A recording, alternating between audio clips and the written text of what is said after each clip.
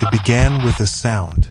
At first, I dismissed it as one of the usual noises of my apartment. A rattle of old pipes, a settling wall, or perhaps the hum of the ancient radiator that sat idly by my bed. But as the days went on, the sound persisted, taking on a pattern, a rhythm that seemed too intentional to ignore. I'd lived in this small, dim apartment on the outskirts of town for almost 3 years. It was my sanctuary, a place where I could exist quietly, unnoticed, tucked away from the noise of the world. Yet, as the nights grew longer, I couldn't escape the feeling that someone, was invading my solitude. It wasn't a loud disturbance, more like a soft, persistent scratching coming from inside the wall behind my bed, as if fingers were brushing along the other side. I lay awake for hours, trying to convince myself it was all in my head. It's just an old building, I'd tell myself, clutching the covers close to my chest, as if the fabric could somehow shield me from the unsettling sensation creeping up my spine. I even told the building manager, hoping he'd find a logical explanation, a loose panel, or perhaps a trapped animal. But he only shrugged and offered me a half-hearted assurance that old buildings like these always had their quirks. One night, driven by a mix of frustration and curiosity, I pressed my ear to the wall, determined to catch the sound more clearly. To my horror, it almost seemed to respond, growing louder and more insistent, as though acknowledging my attention. I pulled back, my heart pounding, and scrambled to the other side of the room. I stayed there, curled up in the corner, unable to shake the strange sense of presence lurking just beyond the wall. The days passed in a haze. I stopped sleeping, and my mind became clouded with fear and exhaustion. The apartment that once felt so secure had become foreign, hostile. Every sound, every creak, every sigh of the building settling was a reminder of that strange presence behind the wall. Then, one evening, as the sun dipped below the horizon, casting long shadows across the room, I noticed something peculiar. The wallpaper on that side of the room seemed different. It was slightly discolored, a faded patch that didn't match the rest of the wall. I approached it cautiously, running my fingers over the surface, feeling the rough texture beneath my hand. And that's when I found it. The faint outline of a seam, nearly invisible to the naked eye. A strange feeling washed over me, some mixture of dread and fascination. I pushed against the seam, half expecting it to lead nowhere. But the wall gave way, revealing a narrow, dark opening, just large enough for a person to slip through. I peered into the darkness, my pulse quickening as I realized the passage led to a hidden compartment wedged between the walls of my apartment. My mind was flooded with questions, yet none seemed to matter in that moment.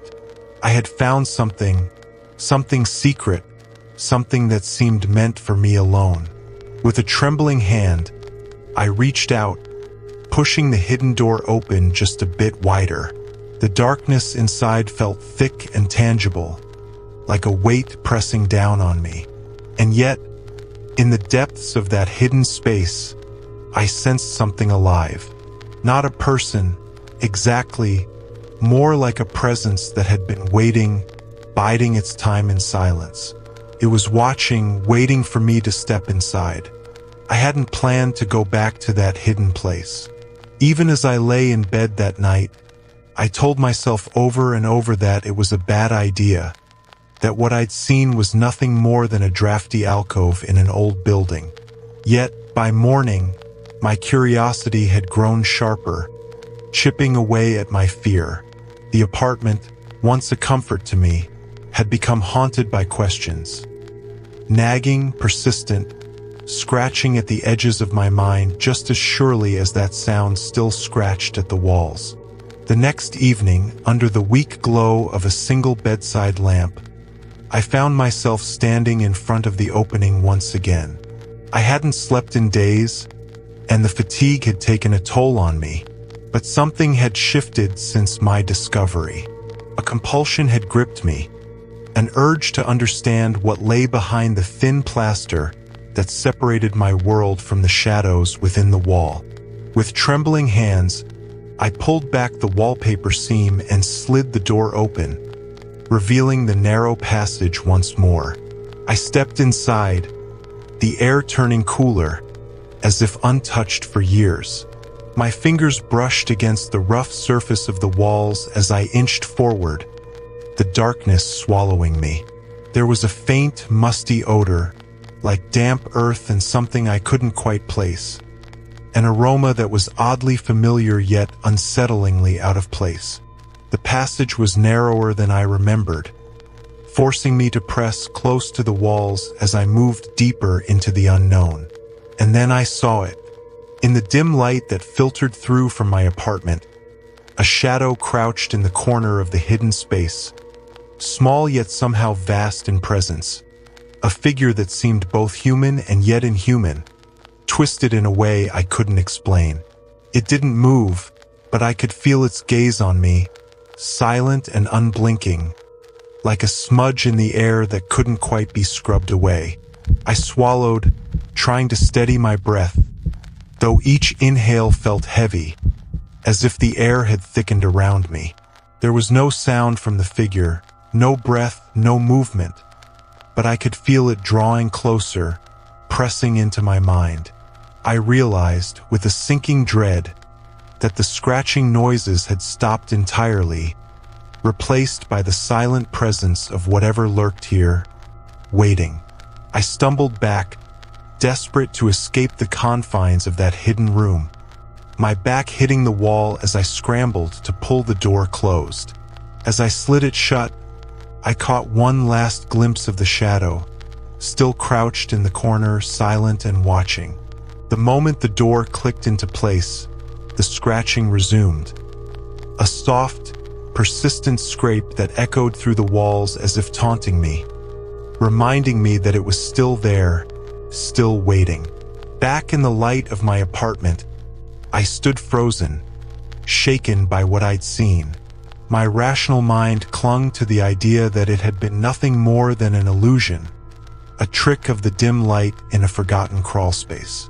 But deep down, I knew better. That shadow in the wall had felt real, a presence that breathed in the silence, that seemed to thrive on my unease. As the days passed, the scratching grew louder, more insistent, echoing through every corner of my small apartment. Each time I tried to ignore it, it only grew stronger, the relentless noise slipping under my skin, filling me with a restless energy that I couldn't shake. It was as though the creature had followed me back out of the walls, finding a home in the hollows of my own mind, feeding off the solitude I had once cherished.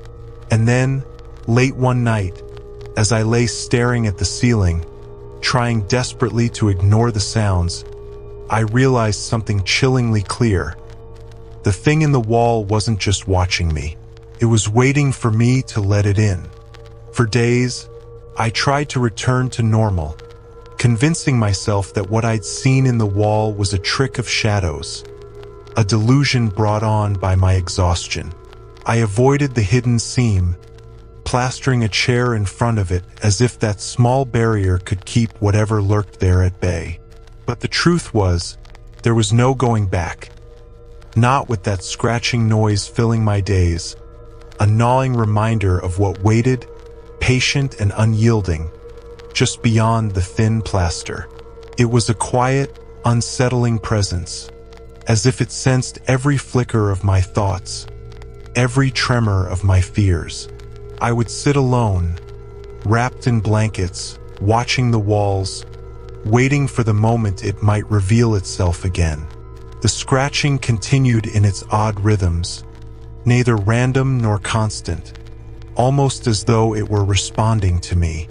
I began to wonder if, Somehow, the creature knew me, knew my fears, knew that I was alone. I tried to stay out of the apartment as much as I could, lingering at cafes and wandering aimlessly through town, hoping that time away might give me distance.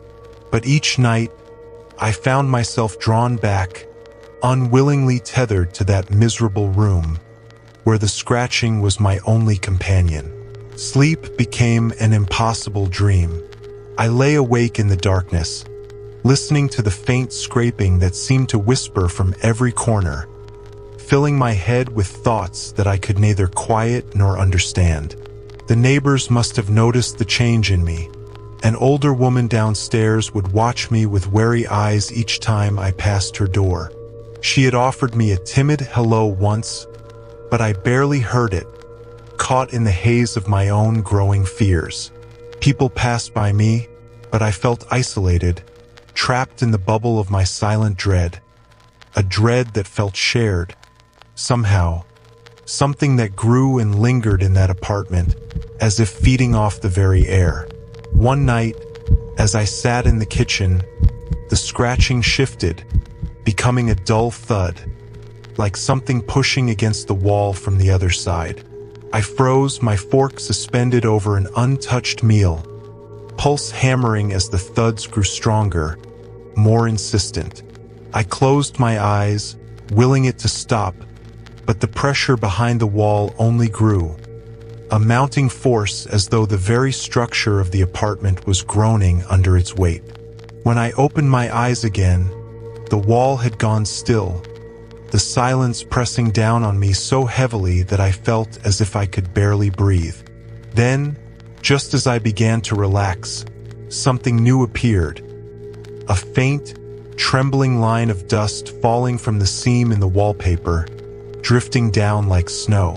I took a step back, clutching the edge of the countertop, barely able to keep myself upright. The apartment seemed to hold its breath, each object frozen in place, as if afraid to disturb the stillness. Then, softly, the scratching began anew, but this time it was accompanied by a low, guttural sound that I hadn't heard before. It wasn't a voice, exactly. More like the murmuring of something that knew how to speak but hadn't yet mastered the art. And yet, somehow, it conveyed a message that was unmistakable. The thing in the wall wanted to be closer. It wanted to break free. A wave of dread washed over me as I realized that I was trapped. Trapped by my own curiosity, by my fear, by whatever it was that lurked on the other side of that thin partition. It had been waiting, feeding off me, growing stronger with every night I spent listening, feeling my own thoughts twist and coil in response to its presence. In a desperate attempt to drown out the sounds, I stuffed towels into the crevices of the wall, pressing them hard against the seam as if they could somehow hold the creature back. But no matter what I did, the scratching persisted, slipping under doors and through cracks, a constant reminder of the thing waiting, biding its time in the narrow darkness just beyond reach. The days blurred together, a haze of sleepless nights and fraying nerves, until I could hardly tell what was real anymore. I was becoming something else, something hollowed out by my own fear, a creature as trapped and confined as whatever waited within the walls. And then, just as I thought I could endure no more, I heard it. A voice, faint and distant, yet unmistakably human, speaking to me through the wall. It whispered my name. The voice wasn't loud, but it carried a strange clarity, like the hushed tones of someone murmuring into my ear from far away. It was just one word, my name, spoken softly, with an eerie familiarity that sent a chill through me. I froze, every nerve on edge, straining to hear it again. But there was only silence, thick and oppressive, pressing down around me as I waited. I wanted to believe I had imagined it, that my sleep-deprived mind was playing tricks on me. Yet there was a haunting resonance to that voice, something unsettlingly intimate, as if whoever or whatever was on the other side of the wall knew me in a way I could scarcely comprehend. Days passed in a blur of silence and dread, and I began avoiding my own home as much as I could, lingering at work until the last possible moment.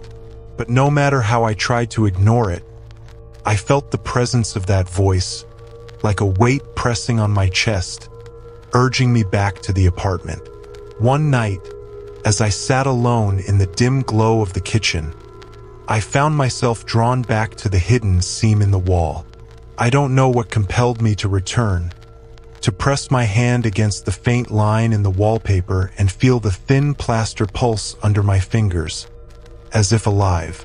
The silence in the room was deafening, broken only by my own shallow breathing. Then, without warning, a new sound emerged, a soft, rhythmic tapping from deep within the wall. It was different from the scratching, more deliberate, almost like the careful knocks of someone waiting for permission to enter.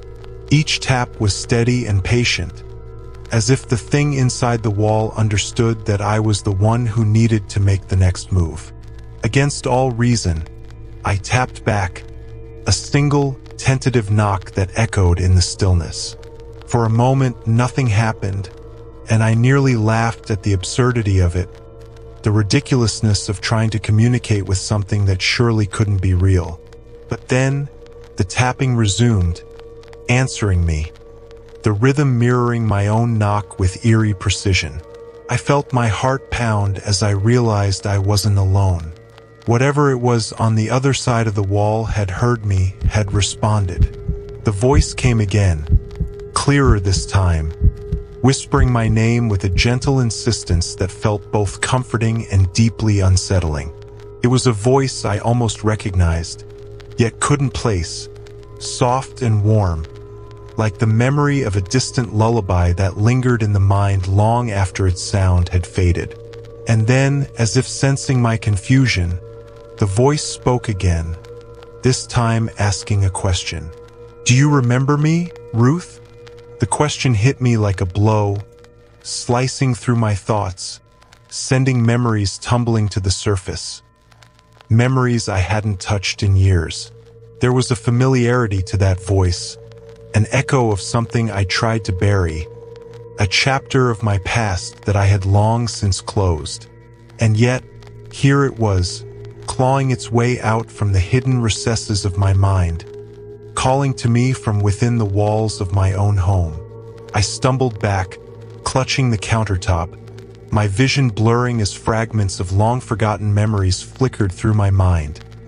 A child's laughter, the warmth of a hand holding mine, the sensation of being led somewhere safe. A name lingered on the edge of my thoughts, slipping away each time I tried to grasp it, as though the very act of remembering would shatter the fragile veil between myself and the thing inside the wall. In a moment of panic, I ripped my hand from the seam, backing away from the wall as if it might reach out and pull me in. But the voice didn't follow. Instead, it fell silent, the apartment returning to its usual oppressive stillness, as though nothing had happened. And yet, I knew I couldn't ignore it any longer. That voice, that name, it was a part of me, a part one had tried so desperately to forget. The thing in the wall wasn't a stranger. It was something far worse. It was someone or something that knew me, that had shared a part of my life, and had been waiting, biding its time in the shadows. For the first time since the sounds had begun, I felt a terrifying realization dawn upon me. Whatever was in the wall, it wasn't trying to harm me. It was calling me back, asking me to remember. But to remember what? And why did I feel as if, in forgetting, I had betrayed it? That night, sleep was an impossibility. Every shadow seemed to stretch longer. Every creak in the apartment seemed amplified, drawing me back to that cursed seam in the wall. I couldn't shake the weight of that question. "Do you remember me?" Ruth, memories began clawing their way back, unwelcome and half-formed. They came like glimpses through a fogged mirror, brief and distorted. A narrow room, dimly lit, filled with the scent of lavender and dust. The figure of a woman, her back turned, always out of reach, flickered in my mind like a memory sealed tightly in the dark. But these memories had no place in the life I knew. I had no memory of this apartment before I moved in, no recollection of any woman with that scent or voice. And yet the fragments gnawed at me, pulling at something deep within, something I wasn't sure I wanted to uncover. By morning, I could bear it no longer. I had to understand what was hiding in my walls, what had taken residence in my life, drawing closer with each passing day. So I made a decision, one born of both fear and determination. I would open that seam in the wall. I would face whatever lay behind it. I found myself in the narrow hallway, facing that faint line in the wallpaper, armed with only a simple box cutter. My hands shook as I pressed the blade against the wallpaper, feeling the thin material give way. With every slice, the wallpaper peeled back, exposing the plaster beneath, and a chill crawled over my skin, making each inch more difficult than the last. The wall was hollow. I cut away a narrow section until there was enough room to press my fingers into the gap. My heart thundered as I pushed against the plaster, and slowly it gave way, crumbling to reveal a hidden recess. Small, dark, and almost unbearably still. The smell hit me first. It wasn't rot or decay. It was stale, thick with the scent of aged wood and something faintly sweet, lavender. It clung to the air like a memory of the woman in my dreams, the one who lingered on the edges of my consciousness. I held my breath and peered inside, but the darkness was impenetrable. I fumbled for my phone, turning on the flashlight and letting the beam pierce the shadows. The light caught something in the narrow space, a bundle wrapped in old, yellowed fabric. It looked like it had been placed there with care, tucked away as if meant to be hidden for eternity. The fabric was brittle, crumbling at the edges as I reached out, almost instinctively, and pulled it toward me. I felt an odd sensation, something between revulsion and a strange, inexplicable familiarity. The bundle was small and delicate, light as if holding only dust. Slowly, I unfolded the fabric. My breath caught in my throat as I realized what it was. Inside lay a small, faded photograph yellowed with age. In it, a woman stood in front of a modest home, her face turned slightly away, obscured. There was something familiar in her stance, the way she held herself, something that stirred a strange ache within me. But what gripped me most was the object she held in her arms, wrapped in a blanket just as fragile as the one I had now. It was a child, no older than a few months, swaddled tightly and held close. A hand rested on the child's head, protective, gentle. The woman's features were hazy in the faded light, but I felt as though I knew her. The familiarity sank deeper, seeping into my bones, filling me with a sensation I couldn't name. Beneath the photograph, there was a scrap of paper, brittle and nearly illegible, but I could make out a few words. For Ruth, always waiting.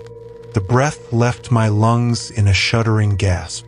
The realization hit me with a force that made the room spin, as if the walls were pressing closer. The photograph, the bundle, the hidden space in the wall. It was all left here for me, kept hidden, waiting in the darkness. The question echoed in my mind, more insistent than ever. Do you remember me, Ruth? It wasn't just a voice in the walls. It was a voice from my own past, from a life I had forgotten or perhaps had been forced to forget. The thing in the wall was not merely a creature seeking refuge or food. It was a memory, clawing its way back, dragging me down into a part of myself I wasn't ready to face. The creature, no, the presence, was tied to me, connected to something I had buried long ago, something I wasn't sure I could handle. I stumbled back, dropping the photograph and bundle as if they burned.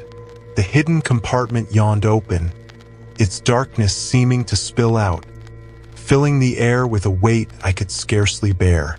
I backed away, but the sensation of something watching, something knowing, clung to me, unrelenting.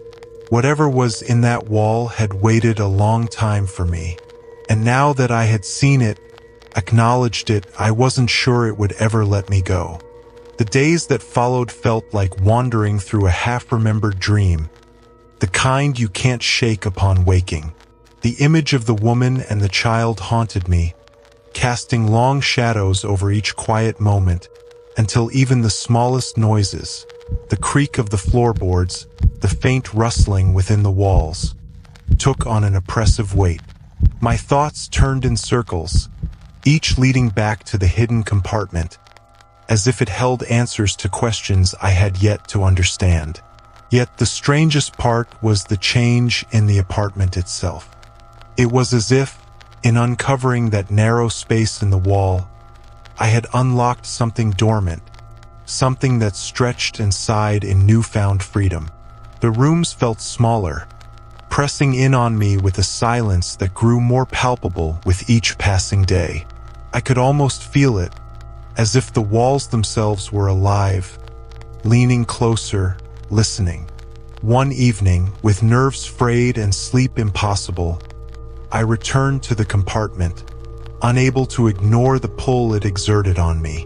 I sat in front of it, the gaping hole a dark mouth in the wall, and for the first time I felt a flicker of understanding. Whatever lay within those walls wasn't just a creature born of darkness and solitude. It was an extension of me, of my own sorrow and fear, waiting patiently for the day I would return. I leaned forward, feeling a strange compulsion to speak, as if it could hear me. My voice was barely a murmur, but in that oppressive quiet, even the softest sound seemed to echo. "Who are you?" I asked, the words barely audible, hanging in the air like fragile thread. Silence followed, a stillness so deep it felt as if the entire apartment had been holding its breath, waiting. And then, as if in response, I heard a sound, a gentle, rhythmic tapping from within the wall, like the faintest of heartbeats. It was neither a voice nor a presence, just a steady, insistent rhythm, drawing me closer to the open seam. I knelt, pressing my ear to the opening, and the tapping grew louder, steadier, as if urging me onward. Without quite knowing why, I reached into the compartment again, running my fingers along the interior edges. This time, I found something I hadn't felt before, a slip of paper wedged into a corner. I pulled it free, fingers trembling as I unfolded it to reveal a faded message, scrawled in hurried, jagged script. "I am you." The words swam before my eyes, the letters twisting and writhing as if trying to burrow into my mind. A chill settled over me, an understanding that came not as a revelation but as a slow, sinking dread. All these years, I had thought of myself as alone, isolated from any past that could reach out and claim me. But this, whatever this was, had been with me all along, lurking in the shadows, feeding off the loneliness I had so carefully nurtured. The tapping resumed, louder now, an insistent pulse that seemed to match the frantic beating of my heart. I pulled away, stumbling back from the wall, feeling the air shift around me, thickening as if weighted by invisible hands. The apartment had grown colder, but this wasn't the chill of winter or drafts. It was a deep, bone-chilling cold that seemed to seep from the walls themselves, wrapping around me with a strange, possessive familiarity. I wanted to leave, to escape the suffocating presence that had overtaken my home, but a force held me rooted in place, compelling me to stay, to understand. I stood there, trapped between fear and curiosity, unable to look away from the dark hollow in the wall. The tapping grew louder, more insistent, a heartbeat that echoed within me. I clutched the slip of paper, my eyes drawn to the faded words, repeating them to myself as if they held some forbidden truth. I am you, I am you, I am you. And in that moment, a fragment of memory stirred, faint and fleeting.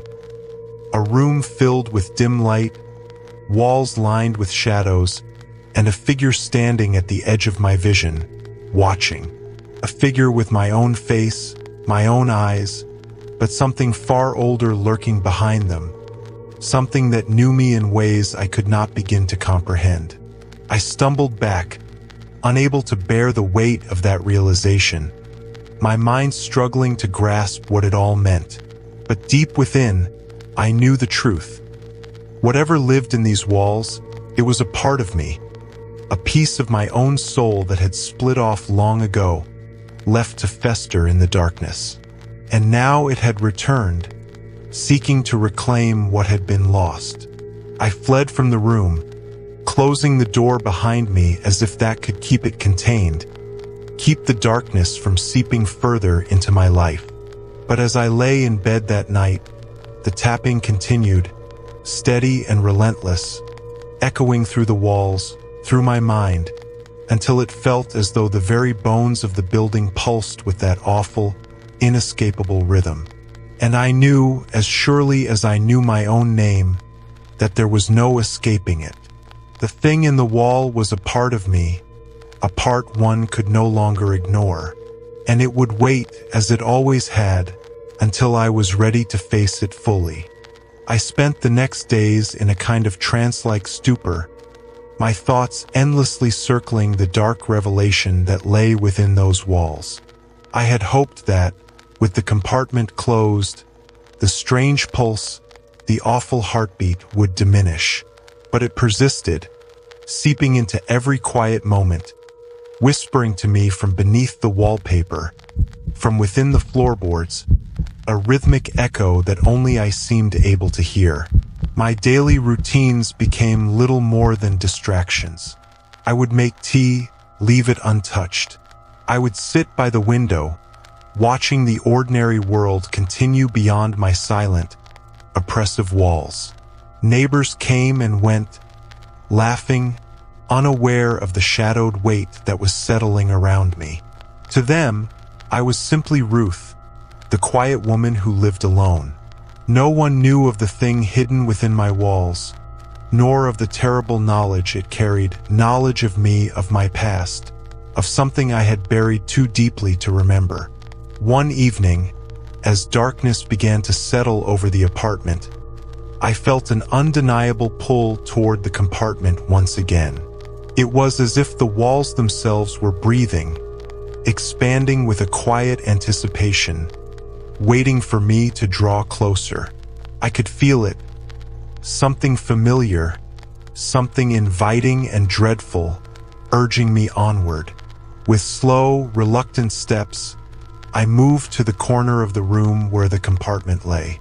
I pressed my palm against the wall, feeling a faint warmth that shouldn't have been there. A subtle vibration as if something on the other side was reaching back toward me. "Show me," I whispered, not knowing what I expected to find, only that I couldn't ignore it any longer.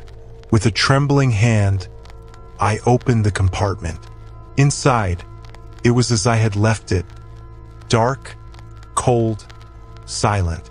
And yet I sensed a difference. The space felt occupied, as though something had settled into the shadows, waiting patiently for me to return.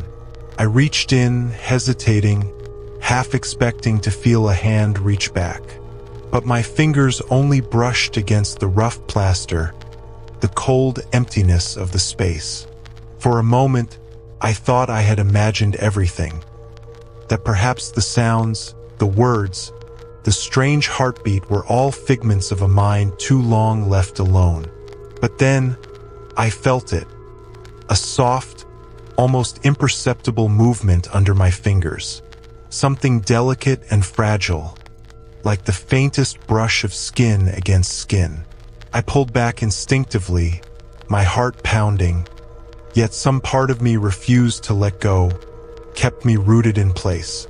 A new piece of paper lay in the compartment, folded neatly, as if someone had placed it there with care. My hand shook as I lifted it, unfolding it with a mix of fear and resignation, already dreading what new revelation it might contain. The words on the paper were brief, but they sent a chill through me that I could not explain. You can't hide from yourself forever. The truth of those words hit me like a physical blow. I knew then that whatever this thing was, it had been waiting for me for a very long time, feeding off my fear, my isolation. It had grown alongside my loneliness, nourished by every sorrow, every moment I had spent locked away, avoiding the painful fragments of my past. I staggered back from the wall, clutching the paper, feeling the weight of it settle into my mind. The heartbeat resumed, louder now, pounding in time with my own. It was as if the walls themselves were alive, pulsing with the same dark knowledge that had haunted me all these years. I felt a strange, insidious understanding begin to take hold, a realization that perhaps this thing in the wall wasn't something I could escape. It was part of me, woven into my very being, something I had tried to forget but could never fully abandon. In that moment, I understood why I had come to this apartment, why I had chosen this lonely, forgotten place. I had been drawn here, not by chance, but by something deeper, something that had waited patiently for me to return. As I stood there, the walls seemed to close in, pressing against me, embracing me in a way that was both comforting and suffocating. The thing in the wall was no longer just a creature. It was a mirror, a reflection of everything I had tried to bury. And now it had emerged, demanding acknowledgement, forcing me to confront the very parts of myself I had spent a lifetime avoiding.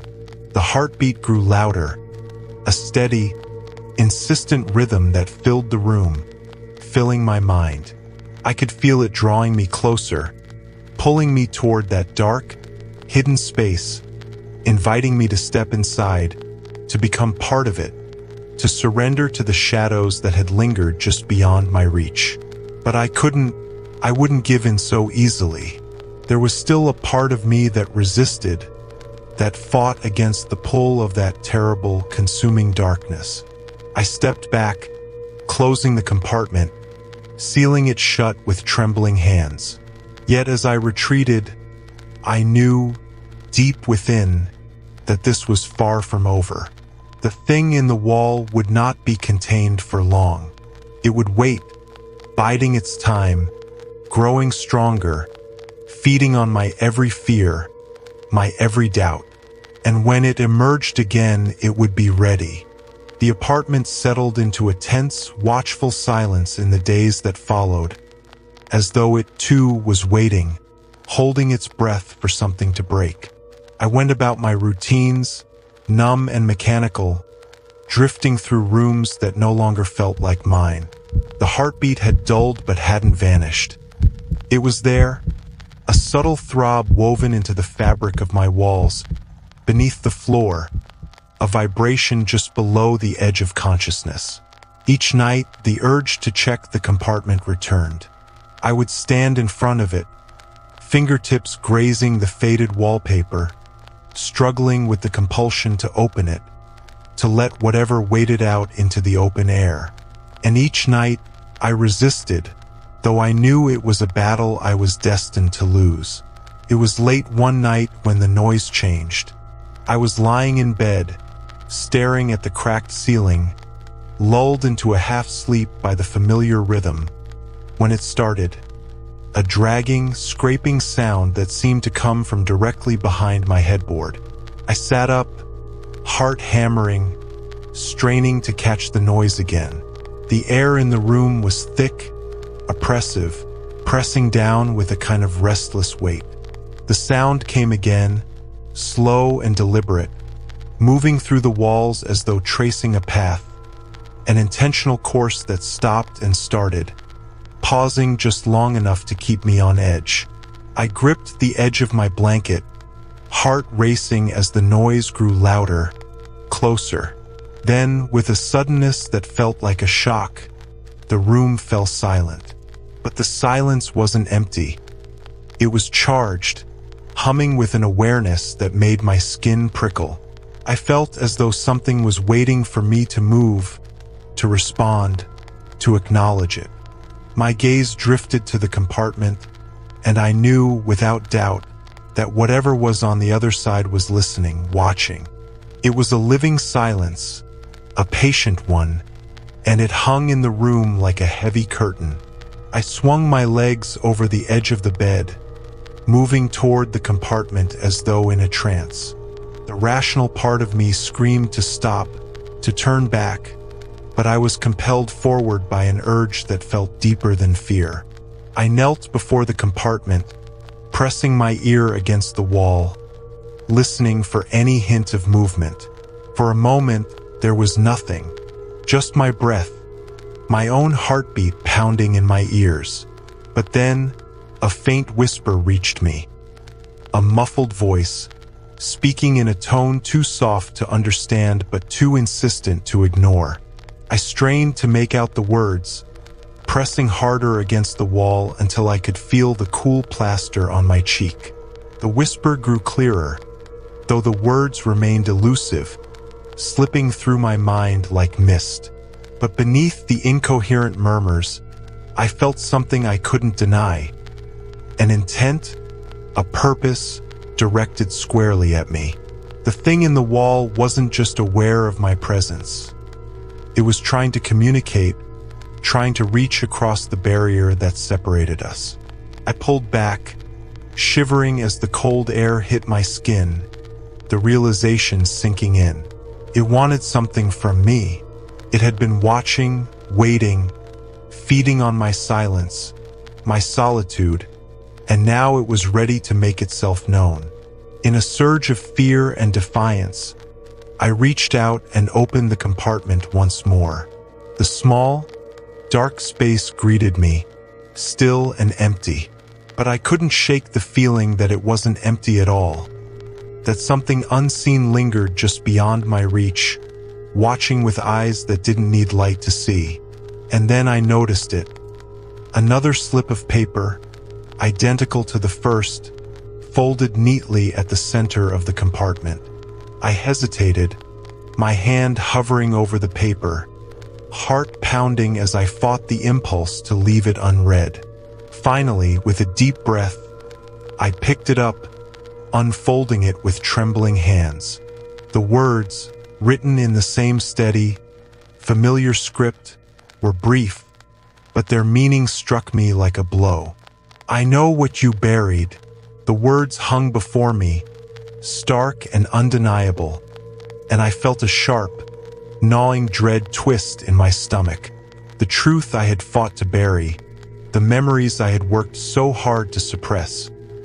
Whatever lay hidden within my mind, it wasn't as deeply buried as I'd hoped. The thing in the wall knew. It had seen the parts of me I had hidden, the secrets I had locked away, and now it was dragging them, piece by painful piece, back into the light. I staggered to my feet, the paper slipping from my fingers, landing silently on the floor.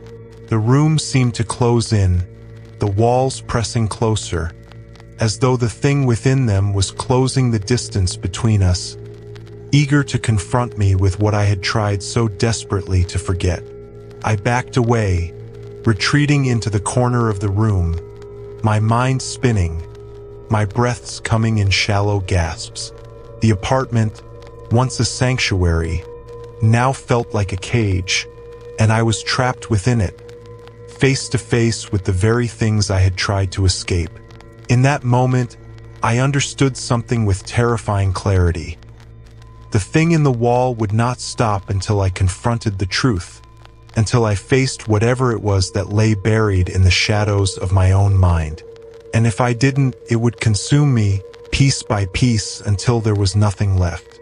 The apartment became a maze of shadows, the walls closing in around me as though they were shifting, tightening, eager to reveal something long hidden. Every corner, every shadowed alcove felt alive with watching eyes. I avoided the compartment for days, moving through my routine as if the walls weren't pulsing with an awareness that scraped against my sanity. But avoidance, I knew, was futile. Whatever haunted that hidden space had rooted itself into my life, pressing into my thoughts, a quiet but unyielding presence that grew stronger with each hour of my silence. I spent my days in a haze, my mind clouded with fragments of memories that seemed both mine and not mine, details of my past that surfaced only to vanish just as quickly. And each night, I lay awake, listening to the thing behind the wall as it whispered my own buried secrets back to me. Each murmur a sliver of memory I had tried desperately to forget. I don't remember making the decision to open the compartment again. It was as if my body had moved of its own accord, dragging me to that dark corner of the room, my hands reaching for the panel even as my mind screamed for me to stop. But there I was, kneeling before it, fingers tracing the edge of the compartment, pushing it open once more. The darkness within seemed deeper this time, as if it had grown, an endless void that extended far beyond the boundaries of the wall. And there, lying at the center of the compartment, was another slip of paper. I hesitated, a shiver running down my spine as I reached for it, the dread building with each passing second. Unfolding the note, I felt the words settle over me like a weight. "Do you remember what you did?" I dropped the note, stumbling back, the words searing into my mind. My pulse raced, the fragments of memories swirling faster now, images flashing before me like a film reel. Moments I couldn't quite grasp, faces that blurred before I could focus, a sense of guilt and loss so deep it left me breathless. In a flash, it came back to me. A dark night, rain pounding against the windows, an argument I had tried to bury beneath years of solitude. My sister's voice, sharp and pleading, as we stood in the narrow hallway of our old house, words spilling out in anger, regret, and betrayal. I remembered turning away, slamming the door behind me as her voice echoed in the silence. And then, nothing. Just a blank space in my mind where the memory should have been. I sank to the floor, my mind reeling as the pieces began to fall into place. The thing in the wall, it had been there all along, a shadow that lingered in the corners of my memory, watching, waiting for the moment when I would be forced to confront the truth. It fed on the emptiness inside me, the hollow ache of loneliness that I had tried to fill with silence, with walls that now felt more like prison bars than a sanctuary. The room seemed to pulse with a life of its own, the shadows pressing closer, wrapping around me like tendrils, binding me to the truth I had fought so hard to escape. I could feel it, an awareness that went beyond my understanding, a presence that had watched me from the moment I had stepped into this apartment, a silent witness to my slow unraveling. I glanced at the compartment, the darkness within it seeming to deepen, to stretch into an abyss that I could almost feel pulling at me. It wasn't just a place, I realized. It was a part of me, a reflection of the secrets I had buried, the memories I had tried to lock away. And now it was demanding that I remember, that I face the truth of what I had done. I sat there, the silence pressing down on me, feeling the weight of my guilt settle over me like a shroud. The thing in the wall would not stop until I acknowledged it, until I accepted the parts of myself that I had tried so hard to deny. It was relentless, patient, willing to wait as long as it took to drag me into the darkness with it. And as I sat there, listening to the soft, insistent whispers that filled the room, I knew that I could no longer run. The truth was there, waiting, and I would have to face it, or let it consume me completely. The realization struck me as if I had opened a door I could never close again. The compartment, the endless darkness, the thing in the wall. It wasn't just a physical space hidden within my apartment. It was a reflection, a manifestation of every memory, every moment I had hidden from myself. The sounds, the notes, they were fragments of my own mind, piecing together a truth I had been too afraid to face.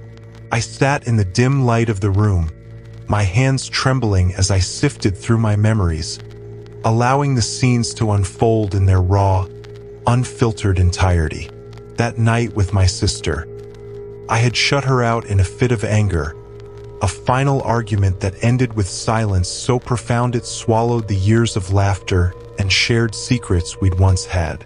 I had left, distancing myself from the person who had once been my closest ally, allowing bitterness and solitude to fester in her absence. The compartment called to me, a dark reminder of everything I'd chosen to bury. I knew that if I reached into that darkness, I'd be facing the very essence of my sorrow, my regret, the creature itself. Slowly, I moved closer, reaching a hand inside, bracing myself for whatever waited. The moment my fingers brushed against something solid, a flood of emotions overtook me. Sadness, yes, but also a strange sense of acceptance, as if the thing in the wall was offering me a glimpse of forgiveness I hadn't known I needed. I drew back, pulling out one last note, a small slip of paper with a single line. We are all part of the walls we build around ourselves. I sank to the floor, clutching the note, my chest tight with a feeling that was neither fear nor comfort but a strange peace. I understood now that the thing in the wall wasn't an intruder or a ghost. It was a shadow of myself, a part of my mind that I had locked away in my quest for solitude and safety. It had grown in the dark, feeding off my loneliness, waiting until I was ready to face it. As the first light of dawn crept through my window, the apartment felt different. The walls, once so suffocating, now seemed softer, more familiar, as if they, too, had been holding their breath, waiting for me to come to terms with the truth. The apartment hadn't been haunted. I had haunted it myself, filling its corners with the shadows of memories I could not bear to confront. I knew then that I could leave, that the thing in the wall no longer had power over me. It had served its purpose, forcing me to face the person I had become and the choices I had made. I stood, breathing in the morning air, feeling lighter than I had in years. There was no need to look back at the compartment. I knew it was empty,